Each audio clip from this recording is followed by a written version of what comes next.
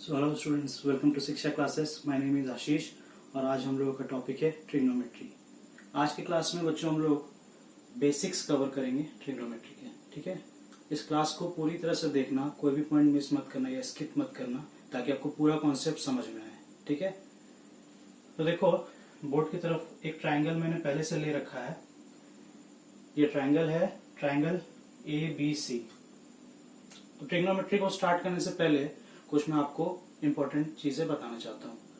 Trigonometry में हम लोग क्या पढ़ते हैं, ये क्या है, इसमें क्या क्या फॉर्मूलाज इम्पोर्टेंट है, किस तरह से क्वेश्चंस को सॉल्व किया जाता है, ये सारे सवाल आपके माइंड में आ रहे होंगे। ठीक है, तो ट्रिग्नोमेट्री को समझने से पहले हम लोग को राइट एंगल ट्राइंगल का कॉन्सेप्ट पता होना चाहिए। राइट एंगल ट्राइंगल क्या होता है? एक ऐसा ट्राइंगल जिसमें कोई भी एक एंगल 90 डिग्री का हो। तो ट्रिग्नोमेट्री में जो भी हम लोग पढ़ेंगे with respect to right angle triangle पढ़ेंगे। ठीक है, तो देखो इस ट्राइंगल में AB 3 है यूनिट्स, BC 4 यूनिट्स है, BC 5 यूनिट्स है और AC 4 यूनिट्स है। और यहाँ पे एक सिंबल बना हुआ है जिसको हम लोग थीटा कहते हैं। ठीक है, मैं आगे बताऊंगा कि ट्राइंगल में आपको क्या क्या चीजें समझने की है। तो सबसे पहले बेसिक्स में जब हम लोग ट्रिग्नोमेट्री में पढ़ते हैं तो क्या पढ़ते हैं? टी रेशियोज, यानी कि ट्रिग्नोमेट्रिक रेशियोज पढ़ते हैं। ठीक है, सबसे पहला ये टॉपिक है आपका बेसिक्स में। ट्रिग्नोमेट्रिक रेशियोज क्या होती हैं? ट्रिग्नोमेट्रिक रेशियोज का मतलब होता है साइड्स का ratio with respect to a certain angle. अब देखो यहाँ पे एंगल B है, इसको मैंने थीटा लेके रखा है। ठीक है, इसका मतलब समझो क्या मैं बोलना चाह रहा हूं। और सपोज यहाँ पे भी तो कोई एंगल C है, इसको मैं फाई ले लेता हूं। ठीक है, इस सिंबल को फाई कहते हैं। तो अब मैं जो आपको बताना चाह रहा हूं उसको खूब ध्यान से समझने की कोशिश करना। पहले ये ट्रिक आपको मैं बता दूं।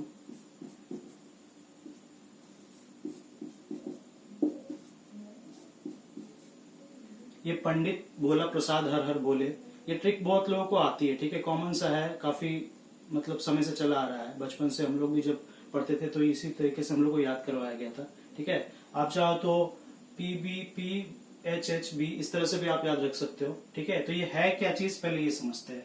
ट्रिग्नोमेट्री में हमने जैसे अभी मैंने आपको बताया कि साइड के रेशियो के बारे में बात करते हैं with respect to certain angle. तो अगर मैं ये आपको कह रहा हूं, ये P/H, B/H और P/B, ये सारी चीजें क्या है, ये आपको धीरे धीरे क्लियर होंगी। ठीक है, अभी के लिए मैं इसको मिटा रहा हूं। पहले समझो कि ट्रिग्नोमेट्रिक रेशियोज क्या होती है। बेसिकली देखो 3 रेशियोज होते हैं, उसी को रेसिप्रोकल करके और 3 बनाया जाता है, मतलब टोटल 6 रेशियोज आपको पढ़ना है। सबसे पहला होता है साइन थीटा। ठीक है, उसके बाद कॉस थीटा, उसके बाद टेन थीटा।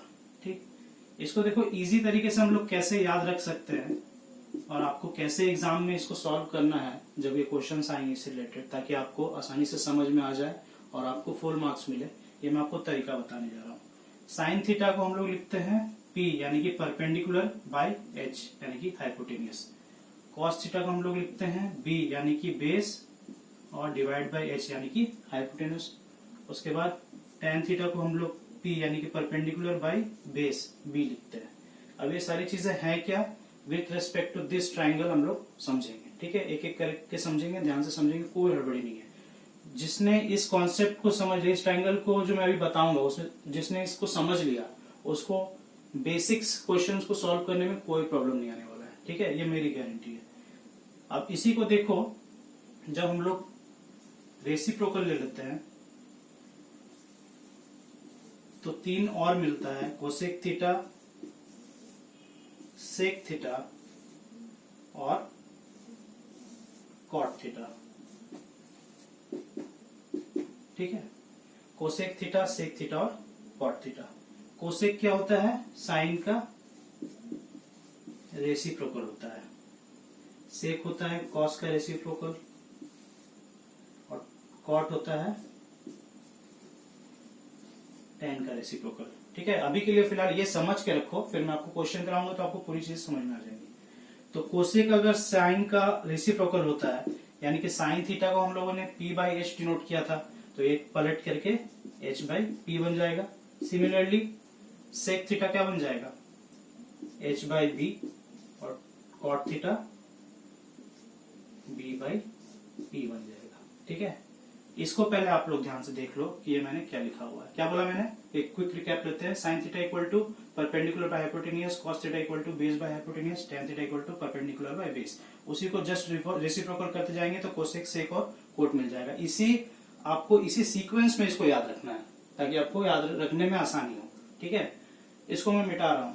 अब देखो जो मैंने लिया है ट्राइंगल एग्जाम्पल में, जो साइड में बना हुआ है, उसके थ्रू मैं आपको बताऊंगा कि रेशियोज कैसे कैलकुलेट की जाती हैं। ठीक है, रेशियोज कैसे कैलकुलेट की जाती हैं। सपोज आपको मैंने बोला साइन थीटा निकालो, तो थीटा आप देखो यहाँ पे कहां पे थीटा है, ये बी वाले एंगल को डिनोट कर रहा है theta.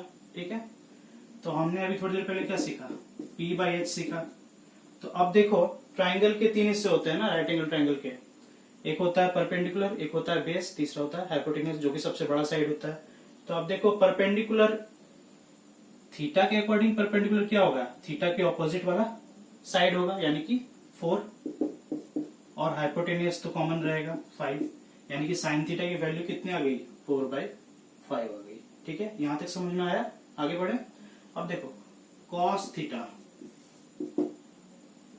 b by H, b by H का मतलब हुआ बेस बाय हाइपोटेन्यूज। बेस कितना है यहाँ पे, 3 है, थीटा के रिस्पेक्ट में हम देख रहे हैं तो बेस 3 है, हाइपोटेन्यूज तो कॉमन हो जाएगा।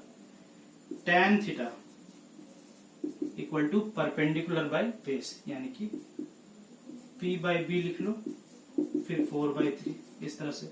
शुरुआत में आपको थोड़ा सा ग्रैब करने में थोड़ा सा टाइम लगेगा, लेकिन वंस यू गॉट दिस आराम से सब हो जाएगा। अब उसी के हिसाब से आप देखो, ये 3 रेशियोज मैंने आपको बेसिक बता दिए, इसी का रेसिप्रोकल कर लेंगे तो ये 5/4 हो जाएगा। क्या हो जाएगा, ये कोसेक थीटा, फिर ये सेक थीटा हो जाएगा 5/3, और कॉट थीटा 3/4 हो जाएगा। ठीक है, जो इसके पहले मैंने आपको लिखाया था। यहां तक आई होप आप लोगों को क्लियर हो गया होगा। ठीक है, अब यहाँ पे देखो एक नोट करने वाली बात यह है कि आप जितना भी मैग्नीट्यूड साइड का बढ़ा लो, ठीक है, मल्टीप्लाई कर दो जितना भी, ठीक है, लेकिन जो रेशियो आएगा वो तो एब्सोल्यूट नंबर्स में उतना ही आएगा जितना फर्स्ट केस में आ रहा है। ठीक है, इसको थोड़ा याद रखोगे, यानी कि साइड का लेंथ हम लोग इंक्रीज डिक्रीज करते हैं तो टी रेशियोज में कोई फर्क नहीं पड़ता है, दैट इज द पॉइंट। ठीक है, अब देखो ये तो sine theta, cos theta, tan theta मैंने आपको बता दिया, लेकिन यहाँ पे कॉन्सेप्चुअल क्लैरिटी के लिए मैं आपको कुछ चीजें और बताने जा रहा हूँ। ठीक है, वो क्या है, वो देखो, अगर कोई आपको बोलता है क्वेश्चन में कि साइन फाई की वैल्यू निकाल के बताओ, तो साइन फाई मतलब सी के रेस्पेक्ट में, एंगल सी के रेस्पेक्ट में आपको साइन फाई, नॉट थीटा। ठीक है, इसीलिए मैंने दोनों ही चीजें एक ही ट्राइंगल में लेने की कोशिश की ताकि आपको बेहतर तरीके से समझ में आ सके। तो साइन फाई क्या हो जाएगा, p/h वो तो होगा ही, लेकिन इसके रेस्पेक्ट में परपेंडिकुलर जो है वो कौन सा हो जाएगा, 3 हो जाएगा। ये एंगल के ऑपोजिट वाला साइड 3, और हाइपोटेन्यूज तो वही रहेगा, इस पे कोई परिवर्तन नहीं आएगा। ठीक है, cos फाई अगर आपको कोई बोलता है तो b/h, तो cos फाई b/h यानी कि फाई के रेस्पेक्ट में बेस कितना हो गया 4, और ये 5 हो जाएगा। अब tan फाई कितना हो जाएगा, p/b, तो परपेंडिकुलर 3, इसके रेस्पेक्ट में, इस एंगल के रेस्पेक्ट में 3/4। तो आपको मैं क्या बताना चाह रहा हूं यहाँ पे कि एंगल के रिस्पेक्ट में टी रेशियोज कैलकुलेट किया जाता है। ठीक है, तो ये होता है कॉन्सेप्ट टी रेशियोज का। ठीक, अभी इस वीडियो में देखो हम लोग, होता तो काफी कुछ है, ट्रिग्नोमेट्री बहुत ही वास्ट चैप्टर है, अभी एंगल्स के बारे में आएंगे, कॉम्प्लीमेंट्री, सप्लीमेंट्री, बहुत सारी चीजें हैं, फिर आइडेंटिटीज है ट्रिग्नोमेट्री के, लेकिन वो सब सब्सिक्वेंट क्लासेस में हम लोग फॉलो करेंगे, उसके लिए भी मैं वीडियोस बनाऊंगा। तो ये सब आपको पहले बेसिक्स को ग्रैब करना है कि कैसे हमको समझ में आए कि कौन सा चीज पूछा जा रहा है, उसके बाद आगे बढ़ेंगे। ठीक है, इसको मिटा रहा हूं, आई होप आपको क्लियर हुआ होगा कि किस तरह से कैलकुलेट किया जाता है ट्रिग्नोमेट्रिक रेशियोज को। ठीक,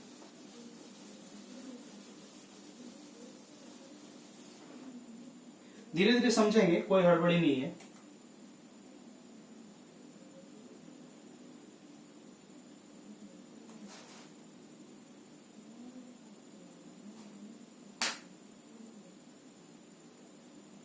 अब देखो रिगार्डिंग फॉर्मूला मैं आपको बताना चाहता हूं, कुछ बेसिक फॉर्मूलाज आपको याद रखने होंगे, ठीक है। इसमें उसके बिना सम्स को सॉल्व नहीं किया जा सकेगा, ठीक है। तो वो मैं बता देता हूं, फिर कुछ एक दो क्वेश्चन लेंगे, उसको सॉल्व करेंगे, तो फिर आपको कंप्लीटली समझ में आ जाएगा। फॉर्मूलाज क्या क्या होते हैं इसमें, आइडेंटिटीज के बारे में थोड़ा सा एक इंट्रोडक्शन दे रहा हूँ। सिर्फ आपको याद ये कर लेना है, sine square theta plus cos square theta equals to 1 plus tan square theta equal to sec square theta और 1 plus cosec square theta equal to cot square theta. अब देखो इस फॉर्मूला को भी याद रखने का तरीका है, ठीक है। Sine square plus cos square यानी कि पहला दो टी रेशियोज, दोनों का स्क्वायर को जब ऐड करते तो हमेशा 1 आएगा। उसके बाद 1 में जब टेन स्क्वायर को ऐड करेंगे तो सेक स्क्वायर के बराबर वैल्यू आता है। फिर उसी तरह से 1 प्लस कोसेक स्क्वायर थीटा करने से कितना आता है, कॉट स्क्वायर के बराबर आता है, ठीक। अब देखो कुछ स्टूडेंट्स फॉर्मूला तो याद करते हैं, फिर एग्जाम में जाकर उनको याद नहीं होता है सही से, कुछ गलत करके आ जाते हैं, लिखना कुछ है लिख कुछ और देते हैं। तो फॉर्मूलाज को हम लोग कैसे रिमेम्बर करते हैं, फॉर्मूलाज को हमेशा याद रखोगे। एक बहुत इंपॉर्टेंट आपको चीज बताता हूँ, कोई भी फॉर्मूला हो, चाहे अलजेब्रा का हो, ट्रिग्नोमेट्री का हो, और भी कुछ भी हो, उसको दोनों तरफ से याद किया जाता है, ठीक है। Sine square theta plus cos square theta equals to 1, मतलब 1 को हम लोग क्या लिख सकते हैं, और साइन स्क्वायर थीटा और प्लस कॉस स्क्वायर थीटा का सम लिख सकते हैं, ठीक है। इसका भी सब्स्टिट्यूशन में बहुत ही यूज होता है, वो आपको मैं सम सॉल्व कराऊंगा तब बताऊंगा। उस तरह से सेक स्क्वायर थीटा को भी आप इस तरह से याद करो, 1 plus tan square theta. Cot square theta कोई फॉर्मूला पूछेगा तो 1 प्लस कोसेक स्क्वायर थीटा बोल देना। तो लेफ्ट हैंड साइड और राइट हैंड साइड दोनों तरफ से इसको याद किया जाता है, ठीक है। तो ये 3 बेसिक फॉर्मूलाज आपको याद कर लेना है। इसी को पलट पलट के और 2-3 फॉर्मूलाज भी निकल जाएंगे। जैसे अगर मैंने साइन स्क्वायर का वैल्यू इससे पूछा तो आप इजीली बोल दोगे 1 माइनस कॉस स्क्वायर थीटा। उस तरह से अगर मैं बोला कि टेन स्क्वायर थीटा का वैल्यू कितना हो यहाँ से, तो सेक स्क्वायर थीटा माइनस 1। फिर उसी तरह से कोसेक स्क्वायर थीटा की वैल्यू होगी कॉट स्क्वायर थीटा माइनस 1। तो इस तरह से 3 फॉर्मूलाज आपको 3 और फॉर्मूलाज मिल गए, ठीक है। तो इस तरह से आपको याद करना है, ठीक। अब आते हैं प्रैक्टिकल एक क्वेश्चन पे, और ये तीनों ही आइडेंटिटीज बहुत इंपॉर्टेंट है, ठीक है। तो इसको याद कर लोगे। अब एक प्रैक्टिकल क्वेश्चन लेते हैं, उससे आपको क्लियर हो जाएगा।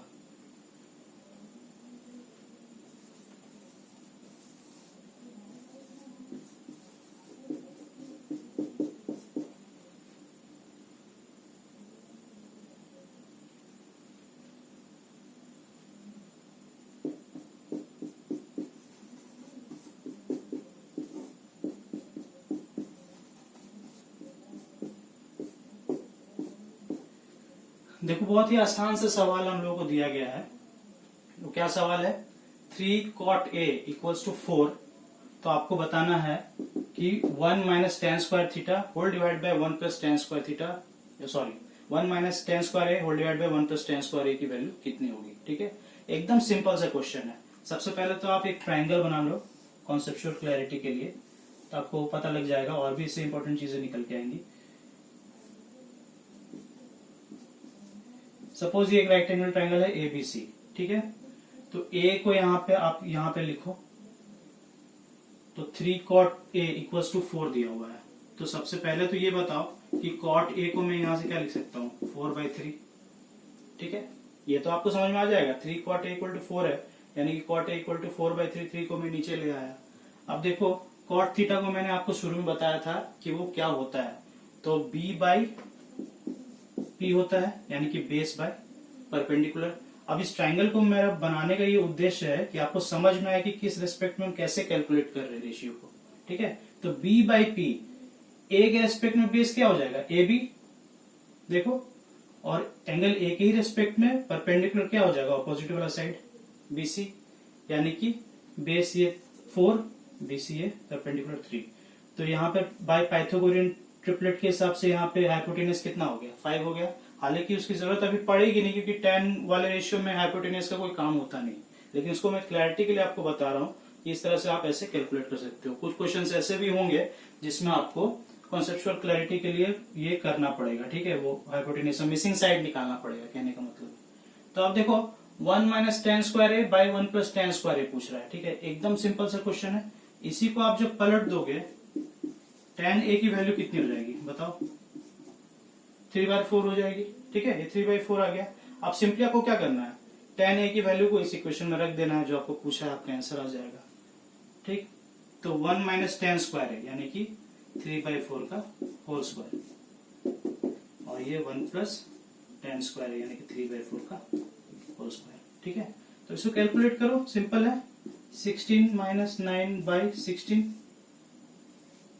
इंटू 16/16 प्लस 9 यानी कि 16 से 16 ये कैंसिल हो जाएगा, 7/25 विल बी योर आंसर। तो इस तरह के क्वेश्चन आपको मल्टीपल चॉइस में 1 मार्क्स में पूछा जाएगा।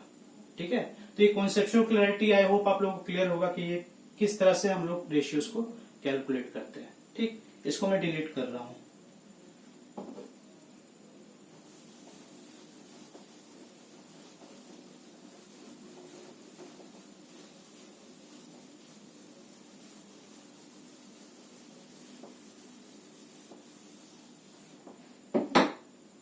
अब नेक्स्ट क्वेश्चन लेते हैं।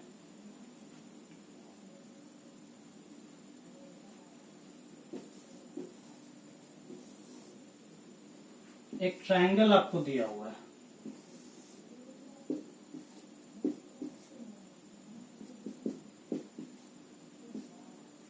ठीक है। आपको बोला है कि एबीसी एक ट्रायंगल है, ट्रायंगल एबीसी एक ट्रायंगल है। ठीक है, इसमें दो साइड्स आपको दिए हैं, AC 12 यूनिट्स, BC 13 यूनिट्स। ठीक है, आपको बताना है साइन B कितना होगा, कॉस C कितना होगा। ठीक है, ये दो रेशियोज आपको कैलकुलेट करने हैं। तो देखो, सबसे पहला काम आपको क्वेश्चन में ये देखना है कि मेरे को क्या दिया हुआ है और हमसे क्या पूछा है। तो आप देख रहे हो यहाँ पे एंगल A राइट एंगल पे है, तो ये आप देख रहे हो कि हाइपोटेन्यूज 13 है मेरा और परपेंडिकुलर इस हिसाब से 12 है। तो आप सबसे पहले तो AB को कैलकुलेट करो सिंपली। जिसको पाइथागोरियन ट्रिपलेट याद है वो तुरंत यहाँ पे 5 यूनिट लिख देगा। इसके ऊपर भी मैं आपको एक वीडियो बना के दूंगा कि किस तरह से पाइथागोरियन ट्रिपलेट्स बनाते हैं, मतलब ट्रिपलेट्स बनते कैसे हैं और कैसे आपको रिमेम्बर करना है। ठीक है, फिलहाल के लिए समझ लो। तो हाइपोटेन्यूज का स्क्वायर माइनस परपेंडिकुलर स्क्वायर यानी कि 13 स्क्वायर माइनस 12 स्क्वायर। अब कुछ लोग क्या करेंगे, स्क्वायर करेंगे, माइनस करेंगे। आप सीधे a square minus b square का फॉर्मूला भी कर सकते हो। ठीक है, तो ये रूट वाला हो जाएगा ना, 13 प्लस 12 कितना हो जाएगा, a plus B into A minus B, इस तरह से होगा। तो आप 25 को 5 यूनिट लिख सकते हो। देखो सिंपल आंसर आ गया, माइंड में कैलकुलेट हो जाएगा। मैं आपको बना के दिखा दिया फिर भी। ठीक है, तो साइन b, जब एक बार आप साइन b कैलकुलेट करोगे और कॉस c कैलकुलेट करोगे तो याद करो मैंने आपको क्या बताया था, एंगल के रिस्पेक्ट में हमेशा रेशियोज को निकाला जाता है। ठीक है, तो sine b, therefore sine b हम लोग क्या लिख सकते हैं बोलो, साइन b p/h यानी कि AC/BC। ऐसे करके कंसेप्चुअल क्लैरिटी के लिए इसको लिख लो ताकि आपको करते करते फिर आपको याद रहने लगेगा, एक बार में आप वैल्यू देख के लिख दोगे। तो AC यानी कि 12 और BC यानी कि 13, ये आपका आ गया। इसके बाद cos C, अब यहां देखो cos C में गलती मत कर देना, B के रेस्पेक्ट में ही मत ले लेना साइड, वरना आंसर रॉन्ग आ जाएगा। तो cos C, तो C के रेस्पेक्ट में आपको पहले तो ये बताओ कि cos थीटा की value in terms of side क्या होती है, P/H, B/H होता है। ठीक है, तो बेस C के रेस्पेक्ट में बेस 12 हो जाएगा और H कितना हो जाएगा 13। तो आप देखो एक चीज, दोनों ही रेस्पेक्ट में वैल्यू कितना आ गया, सेम ही आ गया, यानी कि हम लोग sine B equal to cos C भी लिख सकते थे। तो this will be your answer. ये आपका जो दो आपका रेशियो आया, यही आपका आंसर हो जाएगा। ठीक है, इस क्लास में देखो मैंने एकदम बेसिक से शुरू किया ताकि आपको समझ में आए कि कॉन्सेप्ट होता क्या है। कई बार होता है ना, बुक्स में तो सब कुछ लिखा हुआ है, टीचर्स भी बता देते हैं ऐसे ऐसे करो, ये फॉर्मूला है, इसको रट लो, कर लो, काम हो गया। एग्जाम में आप जाओगे, क्वेश्चन थोड़ा सा घूम जाएगा, पूरा घूम जाओगे। ठीक है, इसलिए इसको आपको इस तरह से समझना है कि कहीं भी कोई भी गड़बड़ी ना हो। ठीक, तो आई होप आज क्लास आपको पसंद आया होगा। पसंद आया तो जरूर लाइक कीजिए, और अगर कुछ वैल्यू भी आपको मिल रहा है इस वीडियो देख करके इसको, तो आप इसको सब्सक्राइब भी कीजिए ताकि आपके लिए और बेहतर कंटेंट में नेक्स्ट टाइम से ला सकूं। तो नेक्स्ट वीडियो जो होगा वो ट्रिग्नोमेट्री का ही होने वाला है, और इसमें हम लोग एंगल्स को कवर करेंगे और भी कुछ इंपॉर्टेंट क्वेश्चंस को कवर करेंगे ताकि आपको और बेहतर तरीके से इस चैप्टर को समझने में हेल्प हो। ठीक है, थैंक यू वेरी मच।